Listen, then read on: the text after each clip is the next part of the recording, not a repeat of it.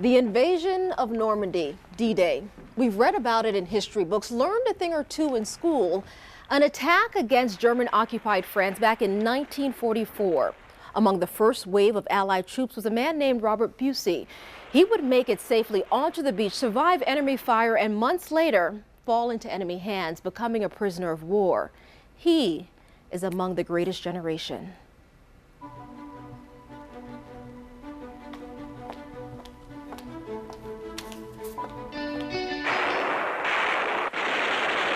Based on information received through the Provost Marshal General Record of the War Department, have been amended to show that your son, Private First Class Robert L. Bewsee, a prisoner of war of the German government. Any further information received will be furnished by the Provost Marshal General. A Western Union telegraph dated March 25, 1945, alerting Sheila Bewsee's grandparents of her father's capture. 4 months after he was reported missing at war. I can't even imagine. She's held on to old articles and letters, remarkably still intact 70 years later, including this. This is my third letter as a prisoner of war. A handwritten letter sent from Robert Bewsee to his parents as he sat in a Nazi prison camp as a prisoner of war. It reads in part, "Things could be more tragic than they are. I pray every night." Bewsee's hands and voice are firm as she reads her dad's letter.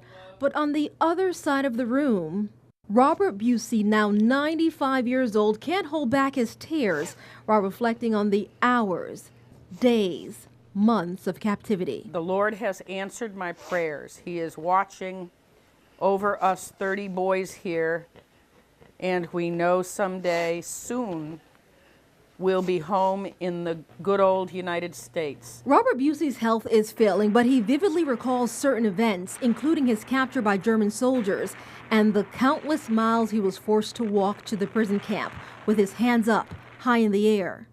And what happened if you put your hands down? Then you get shot.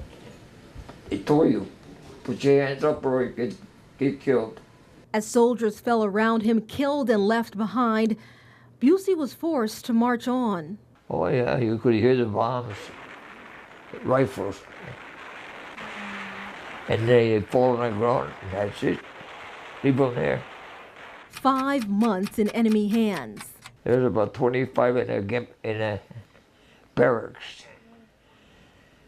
One bed, big hall, one bed. We all ate the same stuff, turnip soup. Turnip soup. One bowl of turnip soup a day. It was in the winter too. Nobody was hurt much. Only the ones that tried to get away. 150,000 ground troops facing near certain death during the invasion of Normandy. Few survived the explosives and gunfire. Bewsee believes becoming a POW saved his life. It was a good thing I got captured or I would have got shot.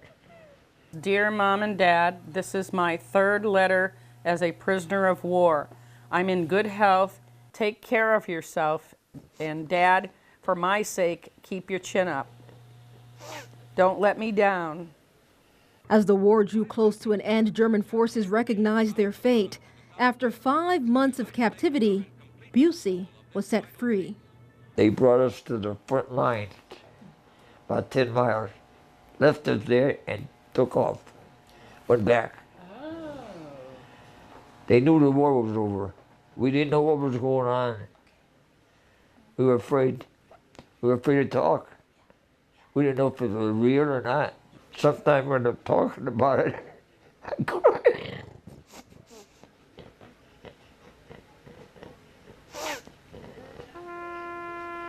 Some of them, they left them right there.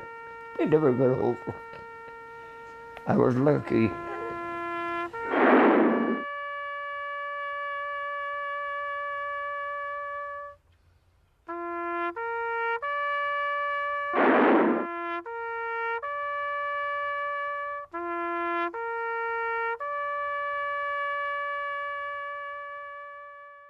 Robert Bewsee did go on to get married and had 2 children.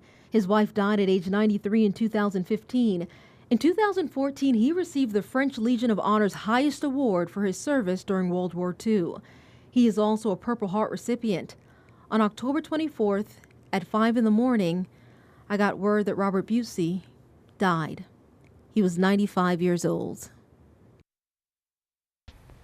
Wow, it's kind of tough seeing that after sitting down and talking with that man for so many hours. I actually called his daughter, Sheila, to let her know when the story was going to air, and she told me her father had passed away. But again, this illustrates the importance of telling these stories, the stories of these heroes, men and women that lived through what we read in history books. So, you know, exactly, this is why we decided to do this series called The Greatest Generation throughout the entire week. You'll be able to hear these stories. Hearing it from the primary source themselves. And can't tell you how important it is that you got that gentleman, Mr. Bewsee's story here and out and on record. Yeah.